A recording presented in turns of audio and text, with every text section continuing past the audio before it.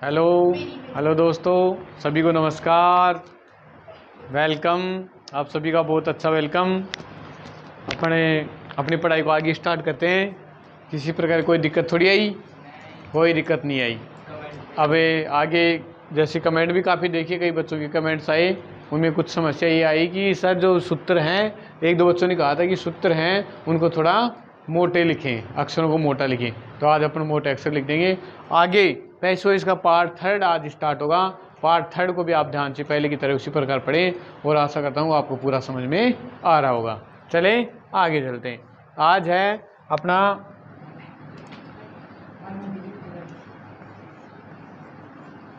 Past, simple हो गए थे ना, पास्ट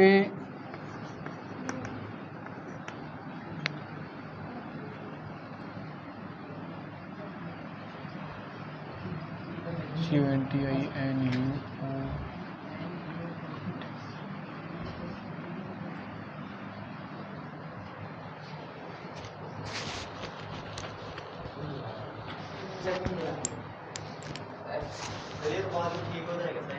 नहीं, कोई बात नहीं, ये तो ऑटोमेटिक आ जाते हैं।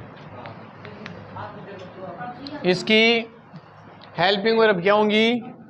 इसकी हेल्पिंग होगी वॉज और वर। वॉज और वर, वॉज और वर इसकी क्या होंगी? हेल्पिंग वर्ब होंगी। तो आपको पता है कंटिन्यूस में अपन इनके साथ क्या लगाएंगे? बीइंग। क्या लगेगी? बीइंग। इस प्रकार से आपको ये ध्यान रखना है, जब भी पास्ट कंटिन्यूस टेंस के पैसिव वॉइस बनाएंगे तो आपको वॉज और वर हेल्पिंग वर्ब के ध्यान रखते हुए बीइंग का प्रयोग ही करना है।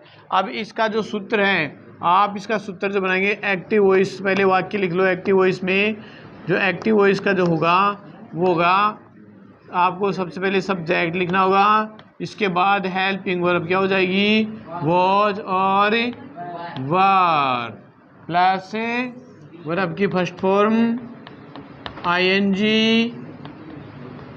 ऑब्जेक्ट और ETC। ये आपका एक्टिव वॉइस का वाक्य हो गया। किसका हो गया? एक्टिव वॉइस का। और जब पैसिव वॉइस आप इसकी बनाओगे, पैसिव वॉइस जब बनाओगे तो पैसिव वॉइस में सबसे पहले क्या लिखोगे आप? ऑब्जेक्ट। सबसे पहले क्या लिखोगे? ऑब्जेक्ट। फिर हेल्पिंग वर्ब लगाओगे, वॉज या वर, वॉज या वर। इसके बाद इसके साथ लगेगा बीइंग। बीइंग के बाद आपको यूज करनी है वर्ब की थर्ड फॉर्म, और अगर आपके पास कुछ बच जाता है एक्सेट्रा वो डालना है, और इसके बाद में बाई प्लस से क्या लिखना है? सब्जेक्ट का ऑब्जेक्टिव रूप लिखना है। इस प्रकार से इसको विशेष ध्यान रखना है आपको। इसमें इस बोर्ड पर विशेष इन चीज़ों को ध्यान रखना है कि आपका जो एक्टिव वॉइस का जो सूत्र बनेगा वो subject, helping verb, verb first form, ING, object, ETC। जब आप इसकी पैसिव वॉइस बनाओगे तो पैसिव वॉइस बनाते समय सबसे पहले किसको लिखा जाएगा? ऑब्जेक्ट को। फिर क्या लिखोगे? हेल्पिंग वर्ब, फिर बीइंग, वर्ब की third form, ETC, by plus subject. इस प्रकार से आपको ये बनाना है। मैं आपके सामने क्वेश्चन लिख रहा हूँ। एक ही क्वेश्चन है, क्वेश्चन देखिए। Rakesh was reading a story book. ये आपका एक्टिव वॉइस का क्वेश्चन हो गया। किसका हो गया? एक्टिव वॉइस का। तो एक्टिव वॉइस के क्वेश्चन में आपने देखा होगा कि सबसे पहले क्या आ गया? ये आपका क्या आ गया? सब्जेक्ट। सब्जेक्ट बाद आपने है वॉज किस में लेंगे अपने? क्या इसमें आएगी? हेल्पिंग वर्ब में।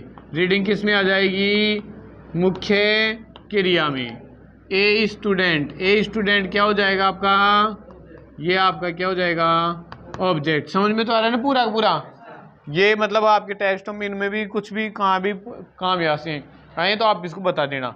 आप चाहो तो इनको वैसे लिख भी सकते हो आप तुरंत अभी इसी समय।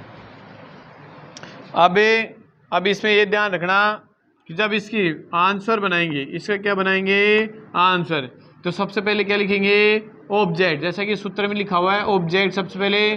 तो ऑब्जेक्ट में क्या है, ए स्टोरी, क्या है, ए स्टोरी बुक, सही है सबका, ए स्टोरी बुक। इसके साथ ये भी क्या है, एक वचन सिंगुलर है तो इसलिए क्या लग जाएगा, वाज। फिर इसके साथ क्या लगा देंगे, बीइंग।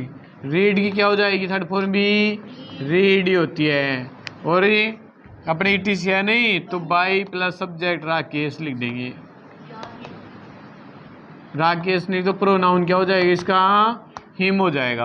इस प्रकार से आप ध्यान से देखोगे तो ये ए स्टोरी आपकी क्या हो गई, ये आपका क्या हो गया, ऑब्जेक्ट। ए स्टोरी बुक क्या हो गया, ए स्टोरी बुक ऑब्जेक्ट हो गया। ये आपकी क्या हो गई, हेल्पिंग वर्ब। और ये क्या हो गया, बीइंग। ये क्या हो गई, मैन वर्ब। ये बाई और ये सब्जेक्ट। इस प्रकार से आपको ये ध्यान रखना है। ये थी आपकी पास्ट कंटिन्यूस टेंस की।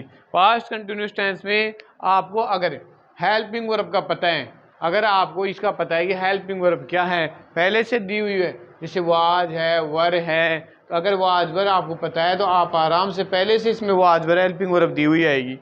वाज वर पहले से दी हुई है तो आपको केवल क्या लगाना है, बीइंग लगाने हैं। और ये ऑब्जेक्ट को भी देखना है, ये सिंगुलर है प्लूरल, अगर ये प्लूरल होता है तो आप क्या लगाओगे, वर लगाओगे। यहाँ पर क्या लगाओगे, वर। अगर ये प्लूरल दिखाई दे तो आपको वर लगाना है, अगर सिंगुलर है तो क्या लगाना है, वोज लगाना है। ये थी पास्ट कंटिन्यूस टेंस की पैसिव वॉइस। समझ में आ गई, ठीक है। आप इसको उतार लीजिए। चले आगे।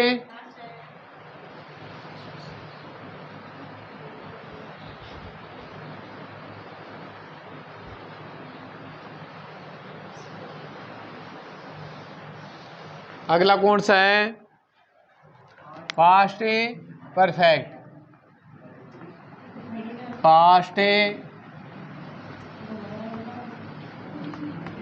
परफेक्ट, पास्ट परफेक्ट की। अब आपको ये पता होना चाहिए कि पास्ट परफेक्ट की हेल्पिंग वर्ब क्या होती है। पास्ट परफेक्ट की हेल्पिंग वर्ब क्या होती है, हैड। क्या होती है, हैड। तो हैड जब होती है तो इसका जो फॉर्मूला बनता है, फॉर्मूला क्या बनाओगे, सबसे पहले एक्टिव वॉइस का फॉर्मूला अपन लिखेंगे। सबसे पहले क्या लिखा जाएगा, सब्जेक्ट प्लस हेल्पिंग वर्ब क्या हो गई, हैड, और मुख्य क्रिया क्या हो गई, वर्ब की थर्ड फॉर्म, फिर ऑब्जेक्ट। ऑब्जेक्ट के बाद क्या आएगा, ईटीसी आ जाएगा। ये आपका फॉर्मूला चलता है किसमें, पास्ट परफेक्ट टेंस में। क्योंकि याद रखना परफेक्ट टेंस चाहे कोई सा भी क्यों ना हो, हमेशा कौन सी फॉर्म आती है, वर्ब की थर्ड फॉर्म में यूज होती है। इसमें ये भी विशेष तौर पर ध्यान रखना। अब आता है अपना पैसिव वॉइस। क्या आता है, पैसिव वॉइस बनाने का। तो सबसे पहले क्या लिखोगे, ऑब्जेक्ट। सबसे पहले क्या लिखोगे, ऑब्जेक्ट। हेल्पिंग वर्ब क्या लगाओगे, हैड। हैड के साथ क्या लगाना है अपन को, बीन। फिर वर्ब की थर्ड फॉर्म लिखनी है, और अंत में कुछ ईटीसी बच जाए तो वो लिखना है, और बाई और प्लस सब्जेक्ट का थर्ड रूप लिखना है। इसमें किसी प्रकार की कोई दिक्कत नहीं होनी चाहिए। ये देखो, अब आपने इन सूत्रों को पढ़ने के बाद इस कैलकुलेशन पर पहुंचे हैं कि क्वेश्चन है। क्वेश्चन देखो, देख लिया सूत्र, समझ में आ गया। क्वेश्चन है आपके सामने, आई हैड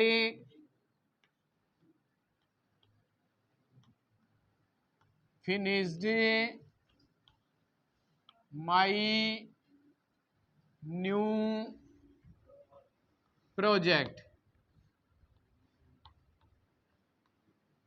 ये लो, ये आपका एक्टिव वॉइस का क्वेश्चन हो गया। इसमें आप देखोगे तो सबसे पहले क्या लिखा हुआ है, सबसे पहले क्या लिखा हुआ है भाई, सब्जेक्ट, फिर हेल्पिंग वर्ब, फिर मैन वर्ब, फिर ऑब्जेक्ट हो गया। इसको ध्यान रखते हैं। सबसे पहले अपना जो सूत्र है अपने फॉर्मूले के अनुसार चलेंगे। सबसे पहले पैसिव वॉइस बनाते हैं, ऑब्जेक्ट में क्या लिखेंगे, माई न्यू प्रोजेक्ट, फिर क्या हो जाएगा, हेड का, हेड सही है, हेड के साथ क्या लग जाएगी, बीन।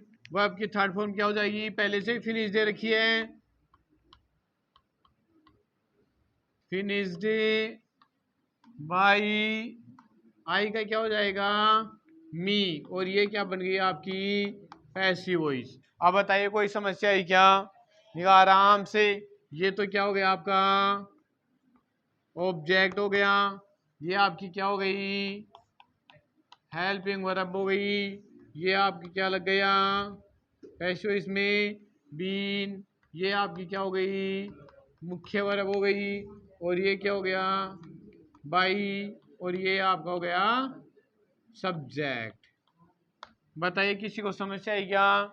इस प्रकार से आप पास्ट परफेक्ट टेंस की एक्टिव वॉइस से पैसिव वॉइस बना सकते हो। सबसे पहले आप एक देखोगे पास्ट परफेक्ट टेंस में हेल्पिंग वर्ब हैड होती है, हैड के बाद देखो एक्टिव वॉइस में आ जाओ सब्जेक्ट, हैड, वर्ब की थर्ड फॉर्म, ऑब्जेक्ट, ईटीसी।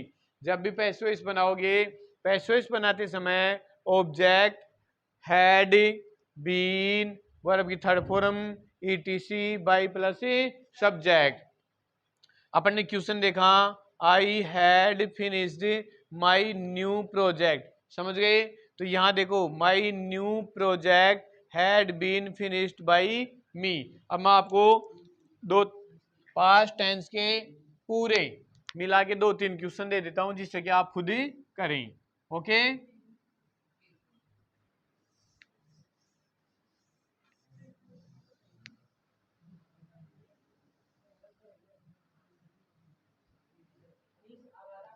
देखो question number 1, I won the final cup, final football match. ठीक है, question number first. Question number 2 देखिए, she was sending him a cup of T. Question number third, I had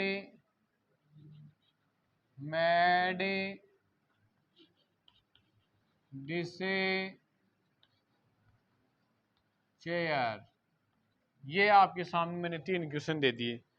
passed tense से past simple भी आ गया, past continuous भी आ गया, past perfect भी आ गया। तीनों क्वेश्चन को कैसे बनाएंगे, सबसे पहले तो ये पहचानिए कि ये कौन से टेंस का वाक्य है, पास्ट सिंपल टेंस का, क्योंकि इसमें क्या आ रही है वर्ब की सेकंड फॉर्म। इस वाक्य को ध्यान से देखोगे तो इसमें क्या आ रही है वाज प्लस वर्ब की फर्स्ट फॉर्म में आईएनजी। इसका मतलब ये क्या हो गया पास्ट कॉन्टिन्यूअस। कौन सा हो गया पास्ट कॉन्टिन्यूअस टेंस का वाक्य हो गया। इसके बाद यहाँ देखिए हैड प्लस वर्ब की थर्ड फॉर्म आ रही है, ये कौन सा वाक्य हो गया, ये कौन सा हो गया, अरे ये हो गया आपके पास से परफेक्ट। ये लो, अब इनको पहचान अब अगर हो गई अपनी तो अब आराम से इनका आंसर लिख सकते हैं। सबसे पहले ऑब्जेक्ट क्या होगा, the final football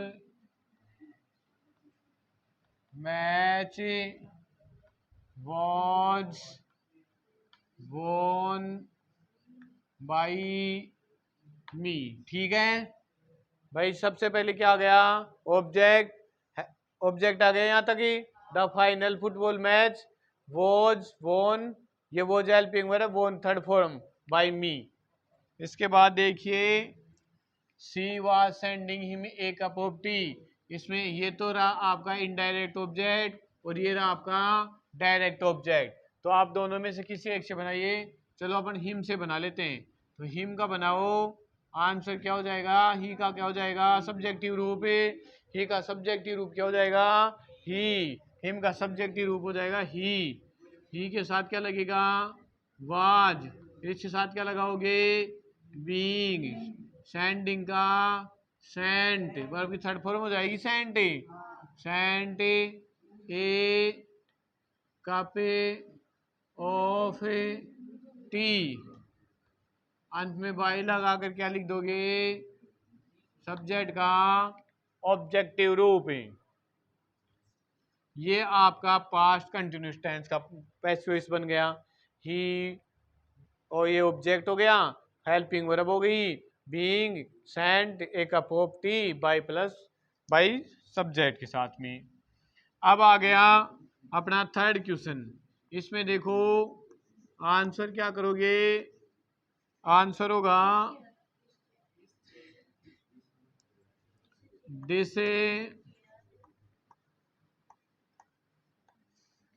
this chair had been made by me. ये आपका पूरे टेंस की पैसिव वॉइस हो गई, पास्ट से संबंधित। ये तो आपका क्या हो गया? ऑब्जेक्ट। ये आपकी क्या हो गई? Helping verb. ये आपका क्या हो गई? हेल्पिंग वर्ब के साथ में बीन। मैड क्या हो गई? वर्ब की थर्ड फॉर्म। बाई आपको लगाना है और ये क्या हो गया आपका? सब्जेक्ट का ऑब्जेक्टिव रूप। इस प्रकार से आप एक्टिव वॉइस से पैसिव वॉइस बना सकते हैं। कोई समस्या आई? कोई दिक्कत नहीं है, किसी को कोई समस्या नहीं आनी चाहिए। ये पूरे वाक्य आप इसी प्रकार से करें। एक्टिव वॉइस से पैसिव वॉइस बनाते समय इन वाक्यों का, इन फॉर्मूलाज का अगर आप यूज करते हो तो किसी प्रकार कोई समस्या नहीं आएगी। अब आगे चलते हैं, इसका स्क्रीनशॉट ले लो आप ही। ठीक है, आगे चलते, चलो मिटान दे इसको, किसी को लिखना थोड़ी है। चलो मिटान देते हैं। नहीं, थोड़ी देर रहने दो, कोई लिख रहा होगा, हो सकता है कोई लिखने बैठ जाए 1 मिनट तक।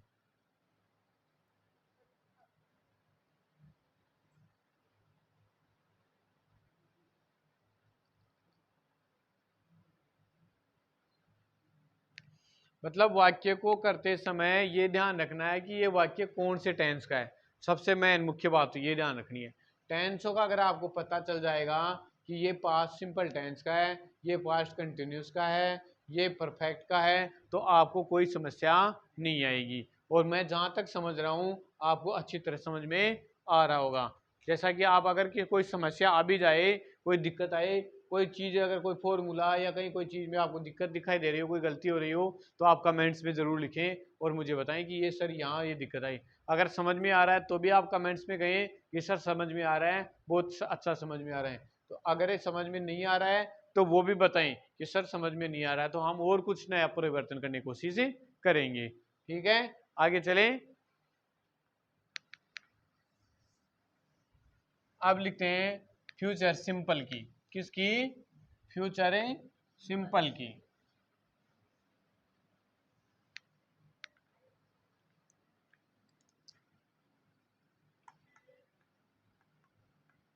Future simple tense. Future simple tense की एक्टिव वॉइस से पैसिव वॉइस बनाने के लिए हमें कुछ विशेष बातों का ध्यान रखना पड़ेगा। सबसे पहले तो ये देखना पड़ेगा कि फ्यूचर सिंपल टेंस की हेल्पिंग वर्ब क्या होती है। हेल्पिंग वर्ब क्या होती है बताओ? विले, विले और विल और सेल। याद रखना, जब एक्टिव वॉइस से पैसिव वॉइस बनाते समय विल और सेल के साथ में क्या जोड़ दिया जाता है? बी। क्या जोड़ दिया जाता है? जी, बी। और अगर कोई मॉडल हो इनके अलावा, इसके अलावा, जैसे मॉडल हो, क्या हो, कोई मॉडल्स आ जाए, जैसे कैन है, मे है,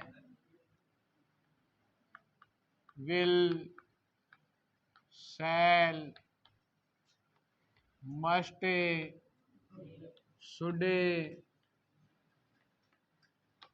आदि, ये इनमें से कोई मॉडल भी आ जाए तो इनके साथ भी आप क्या लगाओगे, इनके साथ भी प्लस क्या कर दोगे, बी लगाओगे।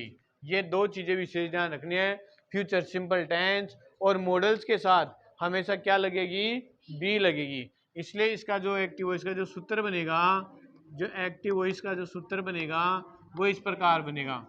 कैसे बनेगा देखो, सबसे पहले क्या लिखा जाएगा, सब्जेक्ट प्लस विल या शैल प्लस वर्ब की फर्स्ट फॉर्म ऑब्जेक्ट ईटीसी, ये आपका वाक्य हो गया। आप इसी को आप दूसरे रूप में से लिख सकते हो, सब्जेक्ट प्लस मॉडल, कोई भी मॉडल से या मॉडल लिख दो, मॉडल, फिर बी वर्ब की फर्स्ट फॉर्म, इसमें मॉडल ही दे दो अभी, मॉडल प्लस वर्ब की फर्स्ट फॉर्म प्लस ऑब्जेक्ट फिर ईटीसी, ये आपका मॉडल का क्वेश्चन आ सकता है एक्टिव वॉइस में। ये दोनों वाक्य किसके हो गए, एक्टिव वॉइस के, ये ध्यान रखना है, मॉडल का विशेष ध्यान रखना है। देखो पैसिव वॉइस में अगर पैसिव वॉइस बनाओगे तो सबसे पहले इसमें सबसे पहले क्या लिखा जाएगा, ऑब्जेक्ट लिखेंगे, क्या लिखेंगे, ऑब्जेक्ट के बाद में आप विल या सेल ऐसे कैसे लगाओगे, फिर इसके बाद में इनके साथ क्या लगा देंगे, बी। और याद है आपको पैसिव वॉइस में हमेशा वर्ब की थर्ड फॉर्म का प्रयोग होता है।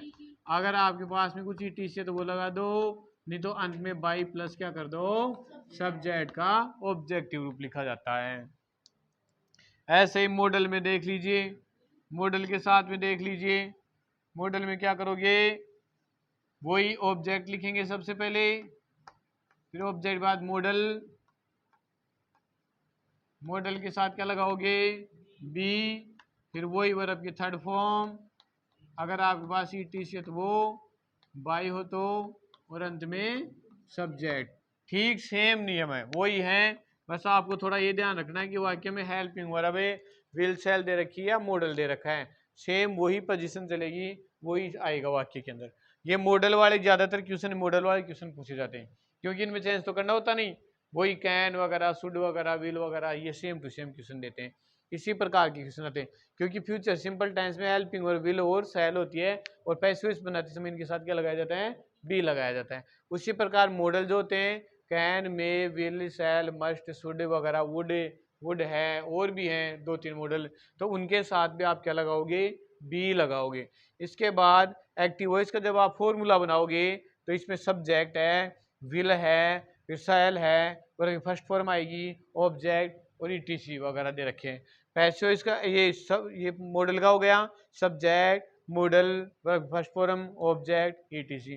पैसिव वॉइस बनाते समय ऑब्जेक्ट लिखोगे, विल या सेल, और be verb third form, ETC, by plus subject. इसमें भी वैसे ये ध्यान रखना कि सेल का जो यूज होता है, सेल का जो यूज होता है ज्यादातर वो किसके साथ में होता है, आई और वी के साथ में किसका यूज होता है, सेल का। लेकिन आजकल मॉडर्न ग्रामर जो चलती है, मॉडर्न जो ग्रामर चलती है उसमें सभी में विल का यूज करने लग गई, कि कोई बहुत ही कम है, रेयर केस में आप सेल का यूज देखोगे, ज्यादातर विल का ही यूज करने लग गई। तो यहाँ तक सब पेशेंट समझ में आ गया, क्वेश्चन लिखवाएं इसके, चलो क्वेश्चन करवा देते हैं।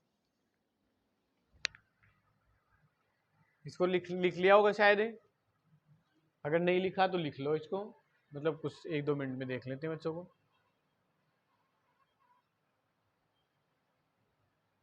इनको बार बार रिवाइज करके भी आप देख सकते हो, इसको एक बार नहीं तो दो बार नहीं तो 3 बार में, आप इनको जितनी बार देखोगे उतनी बार आपके जो डाउट्स हैं वो क्लियर होते जाएंगे। पहली बार तो डाउट्स होंगे ही नहीं, होंगे तो भी आप मुझे कमेंट्स में बताएं कि सर ये समस्या है, तो मैं उसको क्लियर करने की कोशिश करूंगा।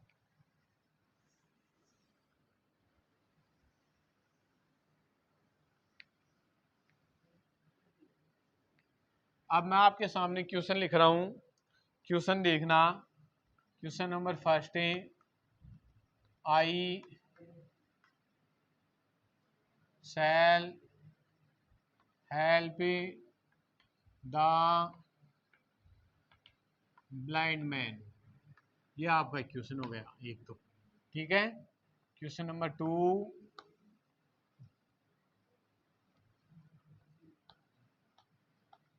Gopal will write a poem। ठीक है, एक ये हो गया। Question number 3, Ramani can give me his book. ये आपकी क्वेश्चन हो गए 3। एक मॉडल को और दे सकता हूं, जैसे क्वेश्चन नंबर 4 है, you must read the rules carefully.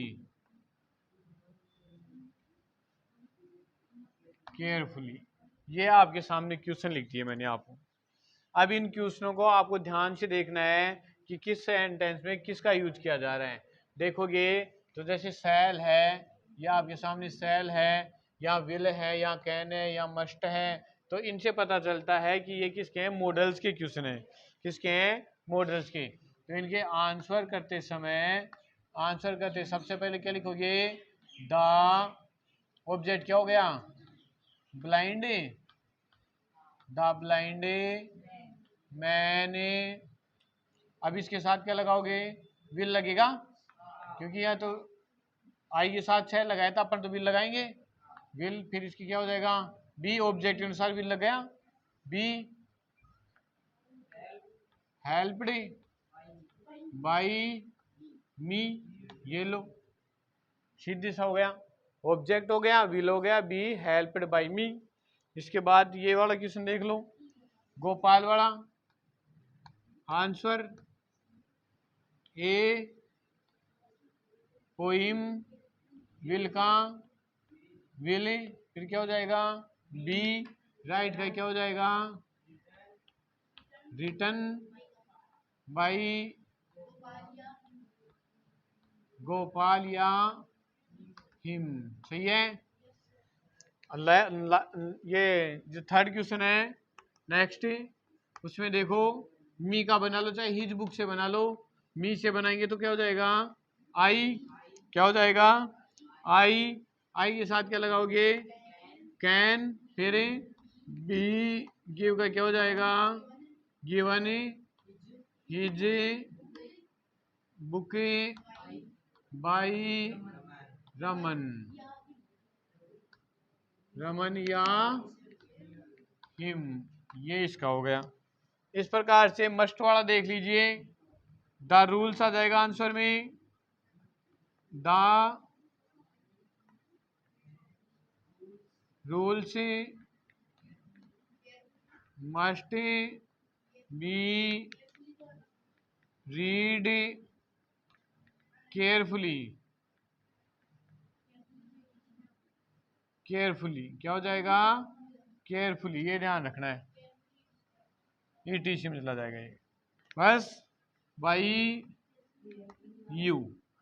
इस प्रकार से आप एक्टिव वॉइस से पैसिव वॉइस से बना सकते हो, किसी प्रकार की कोई समस्या नहीं आएगी। तो ये हो गए अपने फ्यूचर से संबंधित, फ्यूचर सिंपल टेंस से संबंधित एक्टिव वॉइस से पैसिव वॉइस। और आज अपन ने देखो एक्टिव वॉइस फ्यूचर से भी हो गई और मॉडल से संबंधित भी हो गई। ये दो प्रकार की पैसिव वॉइस अपन ने पढ़ ली, पास्ट की भी पढ़ ली, पास्ट से संबंधित पढ़ ली। अब एक और रह गई फ्यूचर परफेक्ट की, और एक रह गई अपनी इंपरेटिव सेंटेंस की, जो अभी कर देंगे। टाइम कितना हुआ,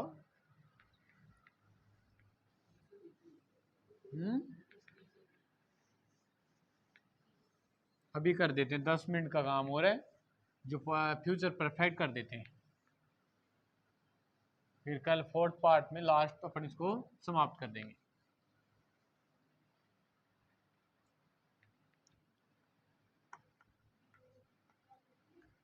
फ्यूचर